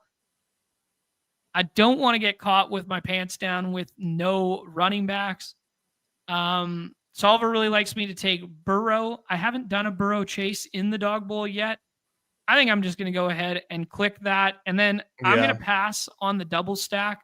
Just traditionally speaking, they play a little bit better in Dawg Bowl than they play in the main BR, but we are trying to hit a ceiling outcome of only 3 spots available here. And it's just so hard for your first 3 picks to all be like the 3 highest scoring players on the slate. So I'm going to go ahead and scroll just pass that to Tyreek Hill and remember that ceiling for him is monstrous.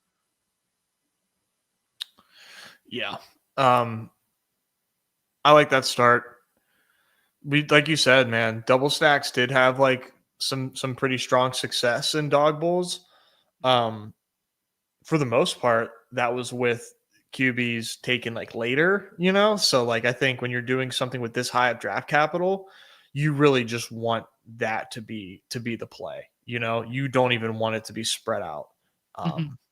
So I like the way that you played that. It's very hard to finish top 3 in this contest. So play for the absolute ceiling. Love it. Ooh, look at Troy, dude. Troy, did you hear that? He just slammed. That was the sound of him slamming his nads on the table there by selecting Matthew Golden in the 3rd round. That is fucking right. Awesome. Let's get it. Getting that game stack set up. I mean, you only have 6 picks, guys. Get your freaking guys. Yeah, absolutely.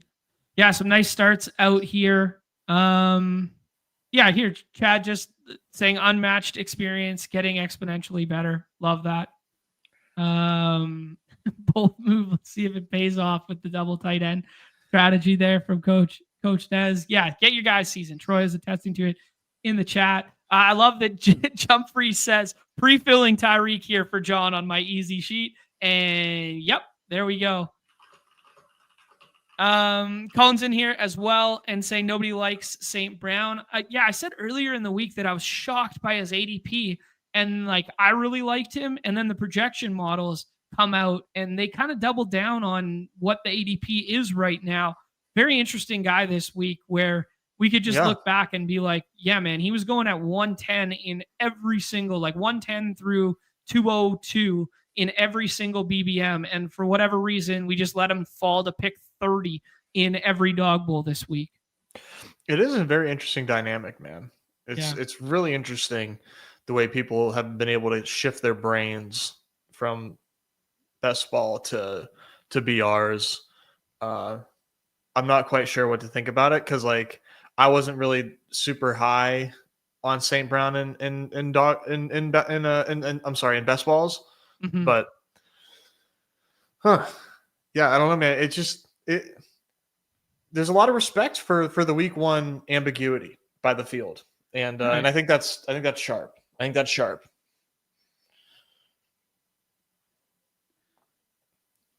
Some fun starts here, man. Yeah, so let's see. You went with the Ken Walker one there. A little bit of game correlation with Kittle and Walker.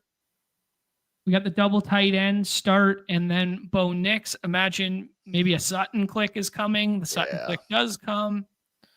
Tetaroa to our guy Len Keith, maybe setting up a little bit of that Bryce Young stuff potentially, or just trying to get ahead of the steam associated with him in the future. Tony Redacted to my guy Jump Free, maybe setting up a little Flacco thing with the Njoku pick at 33 there.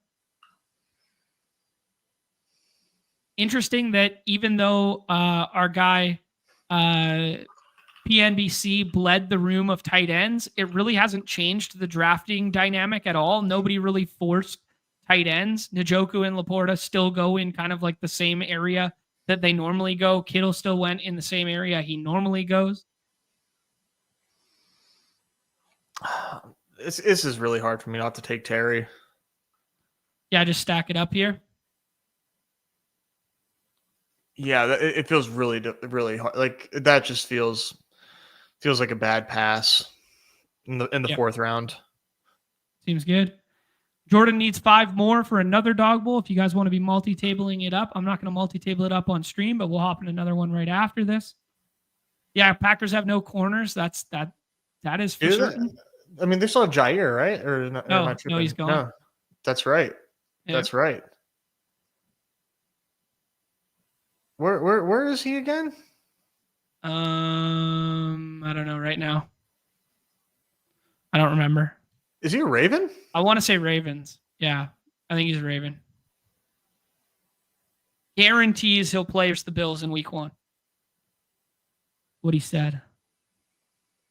Double tight end's the only way to beat Viper. That's awesome. I already got 2 wide receivers. Dude, are you more open to multiple wide receivers doing 3 wide receivers in the Dawg Bowl versus other contests? Yeah, Okay. definitely. Like as people starve the room of running back, like I don't think you have to force it. I do kind of like the ceiling of the 2 running backs left that's represented here. I don't think I really want to. I mean, Warren's kind of an interesting little like bring back off Tyreek stuff, but I kind of like the idea of doing Hendo and Brees. The problem is I don't think I'll like my tight end at all if I don't take this little pocket. 1, 2, 3, 4, 5, 6, 7 teams without a tight end. I might just play Tyler Warren as a little bit of a bring back in the dome. What if he's just the dude we saw in college and that makes that game go burr? Yeah. I mean, the fact that someone has 2 tight ends as well in this room is going to make it even harder for you to get a nice tight end score. I think Tyler Warren in this game, we think this game could be awesome. I think Tyler Warren could be awesome. I think it makes sense. Yeah, if he gets a couple carries like he was prone to do in college, like that's fun. The other thing I was flirting with in my head there was if you just take Brees Hall because you think he's a tier above the remaining running backs, which I don't know if that's true or not. I like to think it is. If you take Brees Hall there, I could just take Mike Gesicki with my last pick for a little bit of a double stack. That's one thing we did see a little bit of success in the Dawg Bowl with was punting tight end and then just adding a correlated one. Yeah. I'm about to do something crazy, I think. Yeah. We're going nuts. Ooh, okay. Untreaded waters here for Nez with the double stack with Jaden Daniels. Who's going to have the stones to go? Deebo Samuel rushes 1 in, and Terry McLaurin scores 2 in the air here to take this. Maybe if that could just be like a little like a shovel pass, like the little that counts as a pass attempt. Yep, a little extra 4 points for your quarterback there on a Deebo one. Now, what am I going to finish with? Like, I hate like funneling to the bring back, but like, sure. God, it just makes so much sense. Yeah. But it could be a SmackDown, a one-sided SmackDown too. I mean, that's not improbable. Yep, absolutely. Yeah, they're not necessary that you need to bring back on this one. Couple interesting things in the chat here. Clay thinks that's hot. Bry's asking, have they considered slow drafts for these? It's been discussed. It has been discussed, but I think they want to keep the news window tethered to isolated drafts. There is too much of an information edge to just milk the clock all week long. If you did slows for weekly contests versus best ball, it would really ruin the sweatiest thing in the world. Yeah. Yeah. It would really ruin the integrity to just jam 150 slows at the very start and then milk the clock all week for the moving pendulum of news, especially as we get to bye weeks and as we get to, not as many teams on the slate and more injuries on the injury report. There, Razor Warren saying that Warren's going to lead the Colts in receptions this year with schemed up targets and a few goal line touches from the fullback spot. I mean, I wouldn't fight you on it. I would not fight you on that. I think Downs and Pittman are really good. I wouldn't fight you on it though. I have a lot of Pittman on the season long stuff, but he could be a supreme talent. That was just there's a reason he moved up like 4 rounds in BBM as we saw it in the preseason, right? Right. John, I'm doing, and it's not because it's a run back. It's simply because I thought he made sense as a pick, and I'm setting up the thesis for Tyrone Tracy to smash. Okay. So yeah, we're doing it. But I was looking down the barrel of a Jerome Ford psyop. I could feel in the back of my brain like, wow, Jerome Ford projects pretty well in a high scoring matchup. Like don't you want the running back in in a shootout? I thought you were gonna take Nick Chubb after the little bit I of already hype did train. that. Oh, you already did that one? Yeah. Interesting spot for me. David Montgomery kind of popping here. What if ETN just has the role to himself? Nick Chubb as well, or also the uber talented Garrett Wilson or Travis Hunter. We hyped Travis Hunter at the beginning. There I'm going you to build go. a 3 wide receiver team. That's hot. David Montgomery could fall into the end zone twice and have 11 carries and put up a really usable score. Travis Hunter might just be a fucking slate breaker and should never ever be available at the 72nd pick ever again. That's good. That's really good. John, I do want to just let you know, because you were talking about having ETR projections on here. I don't think you actually have them with your solver right now. There is an option. Oh, I didn't. But you can't really share it. So it's like, it doesn't show up on their screen share, but there will be like an ETR icon like on the projection. Right. You actually do. I don't know if you see that in your drop down or not.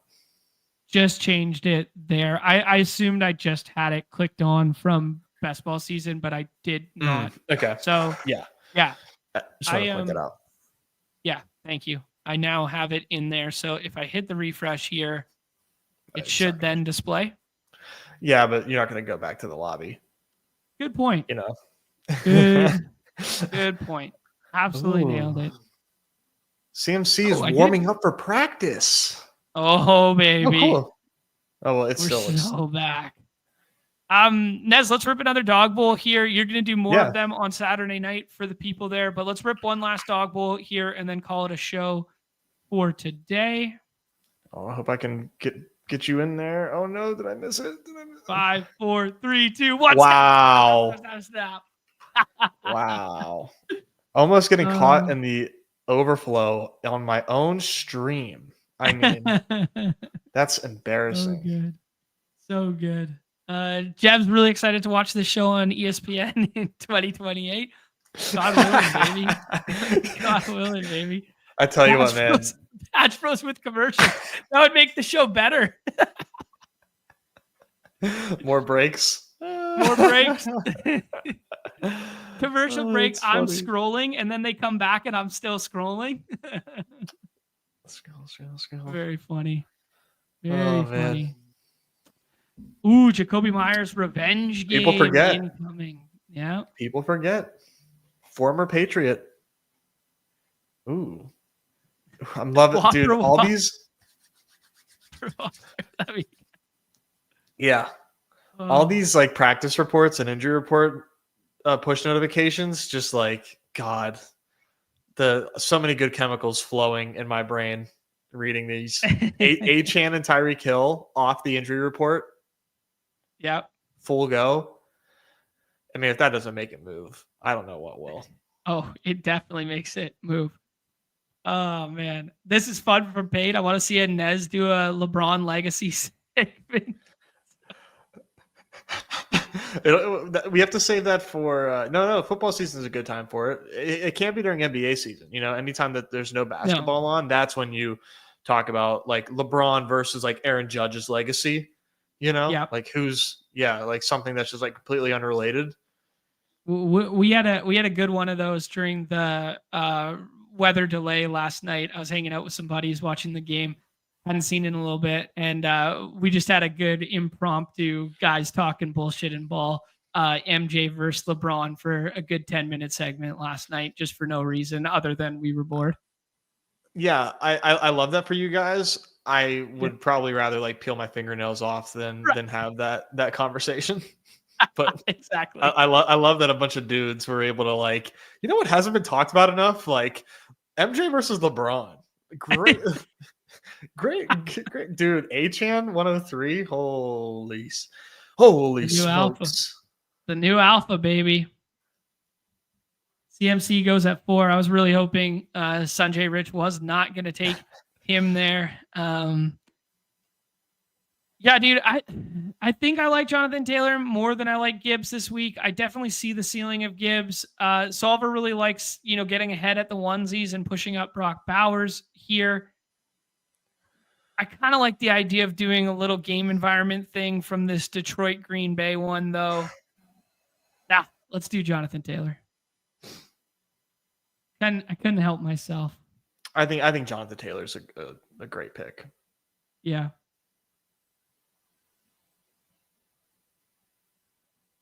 Yeah, and then the Kobe guy comes in. Nez scared he's gonna lose the debate. That's funny. I am deathly afraid of losing any debate I enter. I just start crying. Oh man. Jeb with the classic. Yeah, goes MJ, Kobe, LeBron, no debate needed. Oh, you guys make me sick. Good, clean fun. We got more friends and family out here. Some more champions. Another shout out to our guy Sanjay Rich, who dropped off 100 Badge Bros memberships after winning the greatest pick'em I have ever seen. The greatest pick'em I've ever seen on the platform. He won a 5,000 Xer the other day with some of the home run calls, and then dropped off 100 Badge Bros membership. Truly legendary moment on the program there. It's in the archives if you guys want to see it in real time, but he's jumped in this one with us. Some other former Dawg Bowl participants and champions in here. Chad's in here with us. Our guy Nick's in here. Rydoc's in here. Welcome back, my man.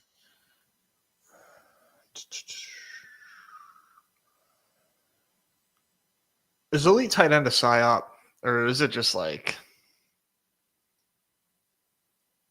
whatever? Trey McBride's slam dunk, right? It's consolidating your roster to an avenue that the position needs to break the slate. And it's very conceivable that the position could break the slate on this isolated week, given the tight ends at the top versus the tight ends available at the bottom and the lack of the middle tier. You know, like this slate specifically, like we're lacking the Kelsey, the Andrews, the Goddard, the Ferg. Like we're missing that whole middle tier. So elite tight end in a vacuum is playing up and projecting up greatly this week because of that. Right. I just like, oh man. When has Vorp ever failed us? Huh? It's true. Gotta take them because no one will compete. Yeah. And then they all score 10 points. Right. Exactly. It is the most volatile touchdown scoring position. But the post-lock Sims, I finished the top 1%. Post-lock Sims undefeated, bro. I'm going to have an interesting decision here. I like everybody on the board here. Genty goes there. I probably would really good pick ahead of you. Say again? I mean, every pick here is awesome. Yeah. I do like every pick available. I think I'm going to go with the Kamara and shut it down at running back. I'm pigeonholing myself to this build. I'm going the two guys, the tried and true tested vets in the dome environments are what you need. The runaway 25 points on the slate are these two running backs. And now we're going to scroll and figure it the fuck out. That's how you put everybody else in a locker. Just like two veteran running backs that are good at the goddamn game. Yep. You know, just like atomic wedgie, push to the ground. Just move aside, nerds. Move aside, nerds is right. This is what we're doing out here. Easy to take elite tight end with site credits. The site credits jokes just keep on flowing, and I fucking love them. They do, and they're like 90% from Davis. Nobody loves that bit quite like Davis Maddock. Well, I'm gonna give Davis some love here. He loves that bit. I really like his new hashtag UD partner bit too. Have you noticed this? He's like every fucking time. Every time he does something Underdog related, he is poking the DK bear by saying hashtag UD partner, and I think it is very fucking funny. It is a great original bit. Yeah. I love a good bit in this little bubble that we are in, and I respect that. All right, let me take a peek here. We are done with the running back position. Cannot select one. I have a certain player in mind in which I'm thinking of. So do I, John. Ooh, spicy margs. Okay, I'm gonna take Njoku, man. I'm gonna set up this Joseph. I'm setting up this Joseph to Njoku.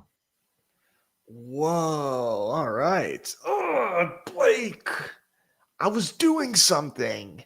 Oh, you were trying to set up a little game stack one there. Oh, Sydney Sweeney also taking Carolina from me. God damn it. Thank you for the T-Mac gift right there. I can still go double, right? It's just a more unique double because there's gonna be like 3 of the doubles, but one of them will have a Panther. So now I'm unique from the only other Jags double that will exist. I like it.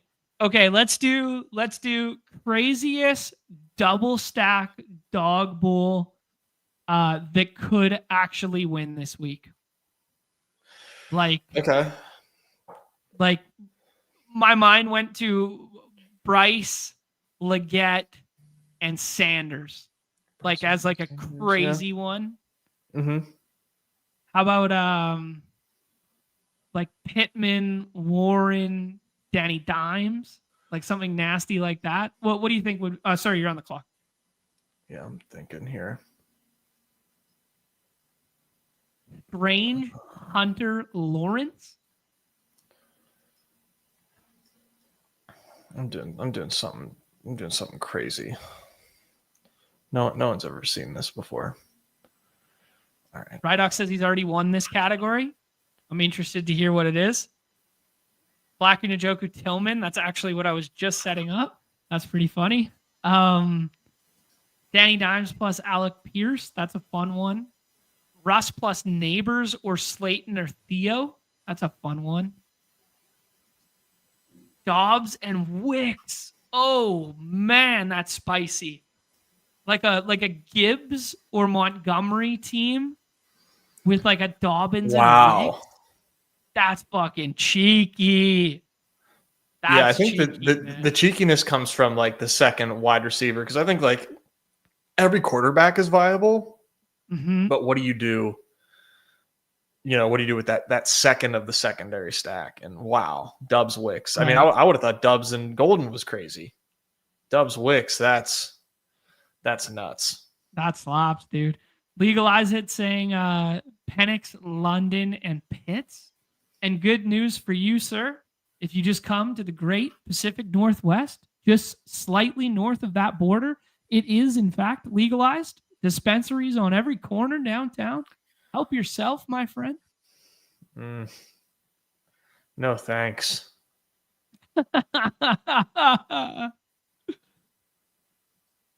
May Diggs and Travion, little Hendo. So now we're getting reports that McCaffrey is not with his teammates as they go through pre-practice routine. Nice, perfect, awesome stuff. Oh, God damn it!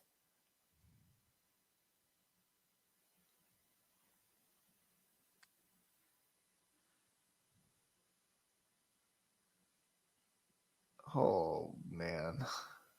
Our guy Future State coming in with a Tyreek Waddle. That's a good one, too. Yeah, Aaron's reciting what you were going with there. CMC working on the side at practice. Sleepers giving a CMC update every 10 minutes. So, okay, if you have a jersey on, you're putting on gloves, and your helmet is on, if you're not about to practice, you're just a loser, right?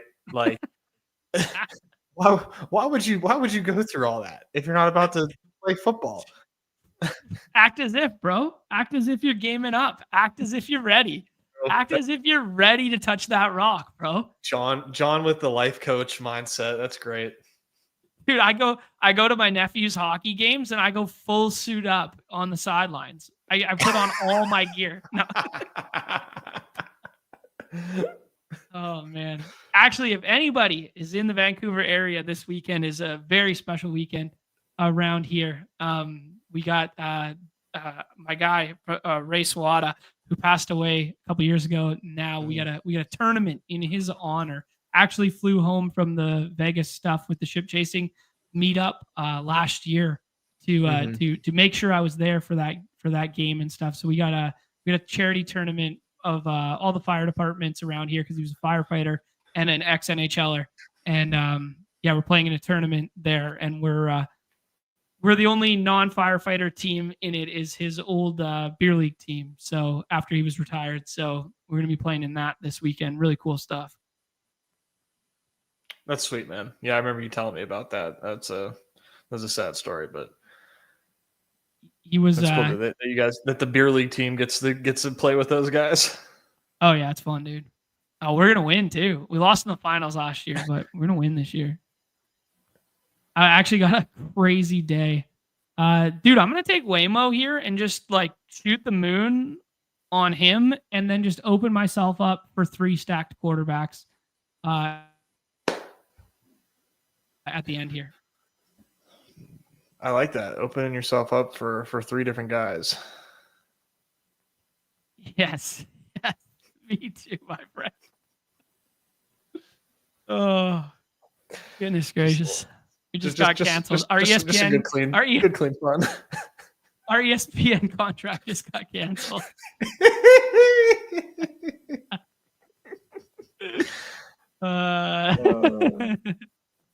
Oh man, Evan, don't do this, man. Don't do this. I do not want to play this. Why would you even say that? Don't even put it out in the ethos, man. Please. Of all the things that you could put in our comment section, you put that. Yeah, just let CMC be healthy, please. One time. I mean, there's going to be a fell for it award anvil crushing me if CMC misses time, man. I mean, yeah. Who could have possibly seen this coming? Another update. Man. That'd be crazy, dude. Dude, Shaheed goes. Ooh, a little double stack there. Spencer Rattler double stack being set up off of the Marv Harrison. No, he thinks I'm going to pass on. He thinks I'm going to pass on Kyler Murray. Oh, which I might. Yeah. But I doubt you got sniped on the Trevor Lawrence stuff on the left-hand side of the board there. Hunter plus Lawrence. Not sure if Rydock was paying attention, but I got Hunter at pick 72 if you were paying attention last draft. So there's that, my friend. He I think game stacking is bad, but like I'm gonna game stack. Vinny's saying he wants Rattler, dude. He's going for it. There he goes. Spencer Rattler double. Let's Son go. of Kong. My guy. Love to see it. Hey, good to put a name to Son of Kong. I didn't realize that Vinny M was Son of Kong there. There you go. People forget, Nez, that the original Dawg Bowl in Miami. Oh, Kate Otten's got the green active tag, not the Q tag anymore. So we got that one rolling through. People forget, Nez, that in the original Dawg Bowl, I'm blanking on the guy's name. Long-time redacted DFS guy. Not Two Guns, the other one. Oh my God, I'm so sorry that I'm forgetting. But he did the Jake Browning double stack. Yeah. You remember that? And it was smashing early. Yeah. It was.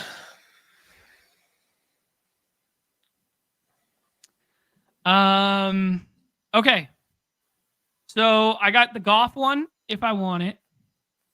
I got the Tua one if I want it, which has that little bit of Jonathan Taylor bring back there. And I got the Joe Flacco one coming back here.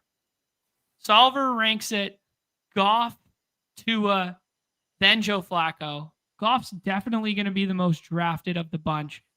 Mm-hmm. I'm going to scroll down to either Tua or Flacco. Nez, who do you think has a better ball game? Do you play the game environment one or do you play the Joe Flacco one? I think you go Tua. Yeah. I think the And I fact that think I have Jonathan good. Taylor on this roster makes it better.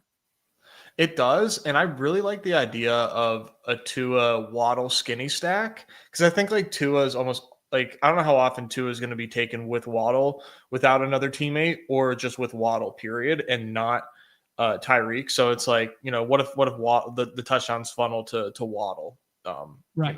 Yeah, it's like double leverage off the early Miami pieces. Right. Yeah. And we got bad news today too with a setback on Darren Waller, which further condenses the potential target tree there. Like, Durham Smythe, like not going to be that kind of pass catching archetype, not going to steal, 3 targets or 4 targets. I mean, I can't imagine he was going to play a big number of routes, but the routes that he did run. Interesting. Yeah. I mean, the guy signed off the couch in the middle of summer, wasn't ready to play football. Huh. The Durham Smythe's not even on the roster anymore, or he's hurt. Dude,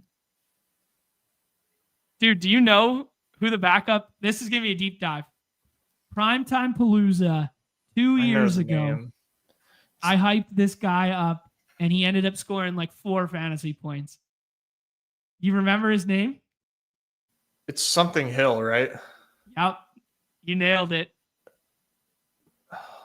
It's a J. It's J.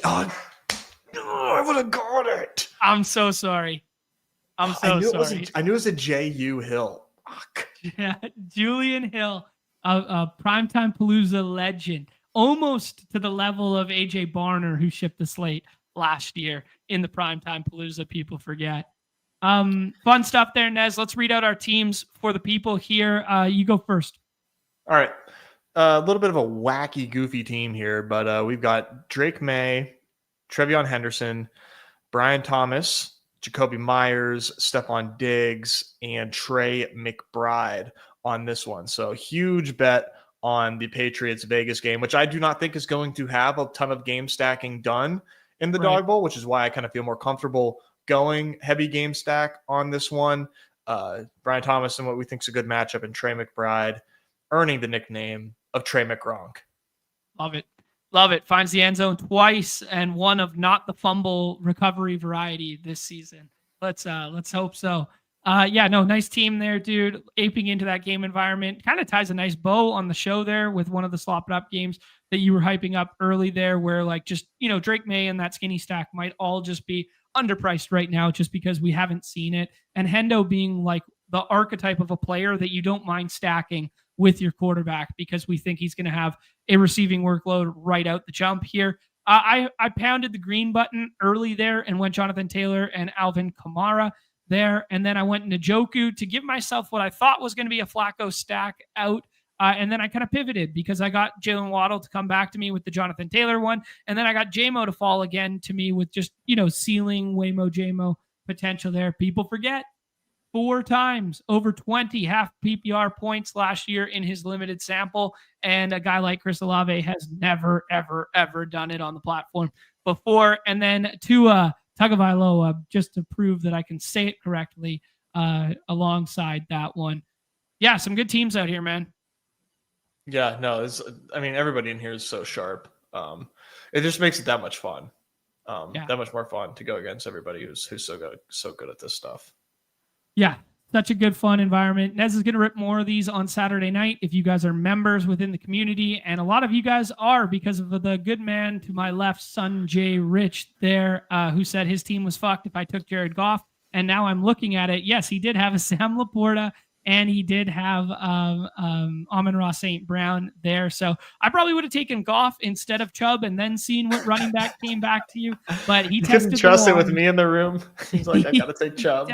He tested the waters there. Tyler Blake pointing out that Kyler went undrafted. Yeah, man, crazy stuff to see QB4 go undrafted in a Dawg Bowl. Wow. That's pretty wild. But when he passes past the Marv Harrison and passes past the Trey McBride drafters there, nobody wanted to take him naked despite the projection. So interesting stuff.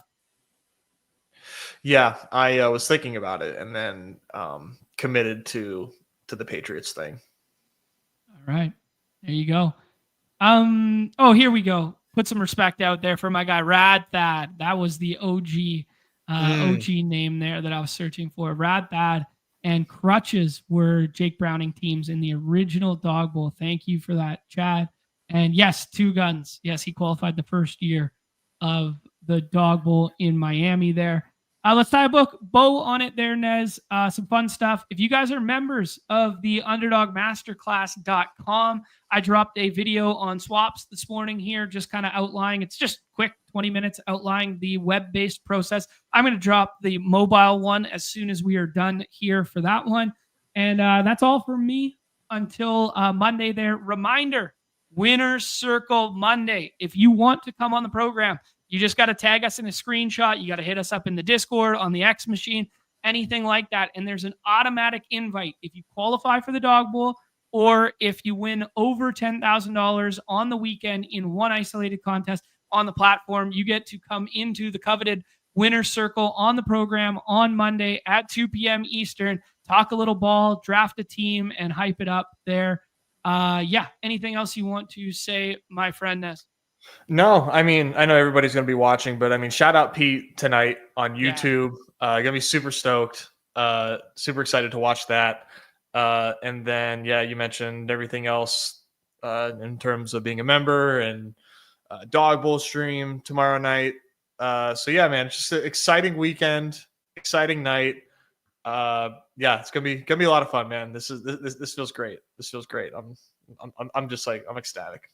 Yeah, me too. Yeah, one of the best weekends of the year here with this week one with these big ass prize pools. I put it in the tweet. Over 700K in prizes up for grabs on the Underdog platform this weekend alone in NBA or in NFL football here. Going to be truly a sick week for someone here. Hopefully one of us or someone in the community is able to take this 50K BR down. All right, Nez, back tomorrow with No Strip Nez in the evening, doing the Dawg Bowl stuff.